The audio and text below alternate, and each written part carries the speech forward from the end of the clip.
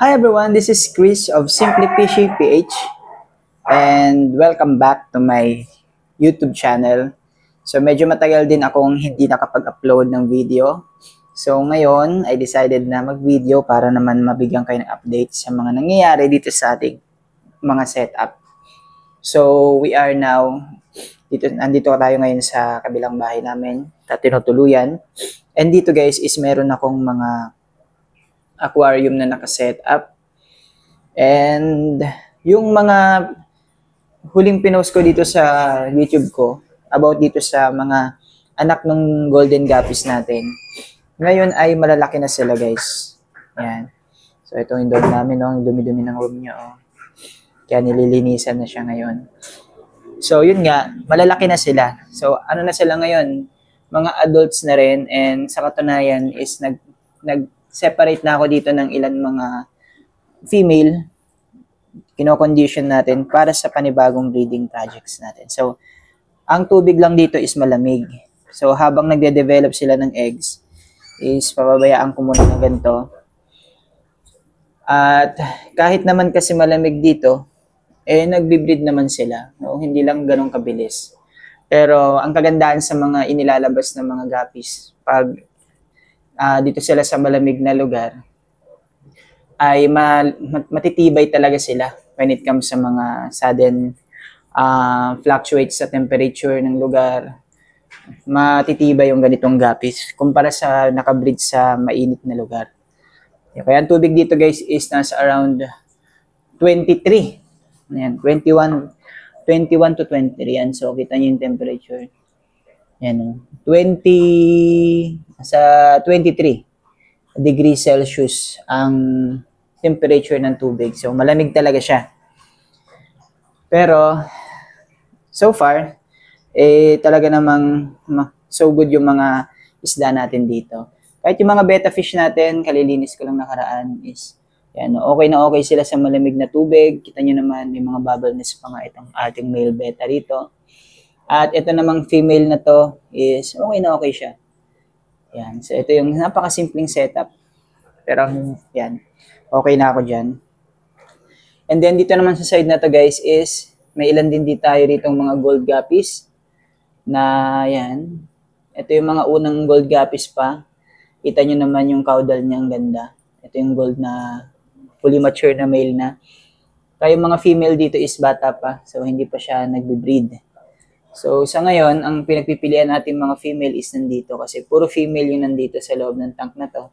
At pag may nakita tayo na medyo malalaki na at fully mature na, binubukod natin para i-ready na sila para sa panibagong breeding natin.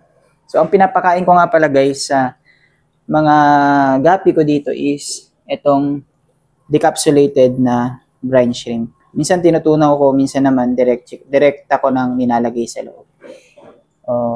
Pareho naman nilang kinakain yan guys. Kung lumulutang o nakalubog, same lang na kinakain nila yung mga ibinibigay kong decapsulated. Paborito nila yan. Okay?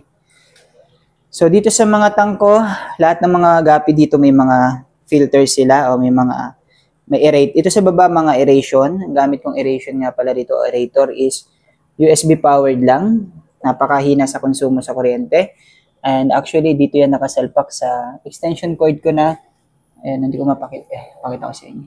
Extension cord ko guys na Bavin na may mga USB na. So, hindi rin yan umiinit. Ang galing, di ba? Ganun siya kaganda.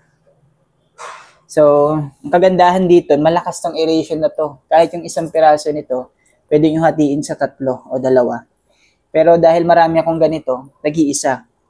Yan, overkill nga. Tinan nyo naman, oh. Ang lakas nung, ang liit lang nitong 2.5 gallons para dito sa, aeration niya.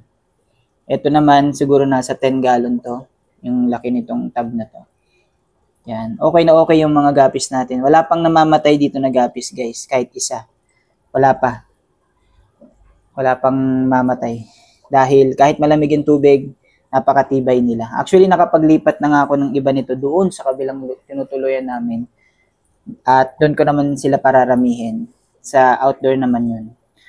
Sa balcony namin. Naglagay ako doon ng maliit na setup. So, yun guys. Napakasimple lang nito. Pwede nyo itong gayahin. Mga setup natin. Ito, may shrimp pa nga dito guys. Ganda oh. Kulay black. Brain brown sa ibabaw. Ang water pump ko dito guys is Sequest na 800 liters per hour. 12 watts yan. Nandito sa 15 gallons. Actually, overkill din yun. Ano lang, may adjustan lang talaga siya doon. Kaya pwede kong i-adjust yung flow. Pag hindi ko kasi i-adjust, nakatodo siya, umaapaw to. Ayun, halos umapaw na nga guys. Halos umapaw na yan. Ang lakas talaga ng buga niyan. Pakita ko sa inyo. Naka-adjust pa yan oh. Naka-adjust pa yan pero sobrang lakas ng buga. Lalo na pag hindi yan naka-adjust. Umaapaw talaga yung tubig pag hindi siya naka-adjust. So, ito ang update natin sa mga isda natin. And hopefully, maparami pa natin tong mga golden guppies natin. Kasi, yung ibang strain, wala eh. Hindi sila nag-survive sa malamig. Itong strain na to, ang kinaya nila yung malamig, kaya sila yung nagtatrive ngayon at dumadami.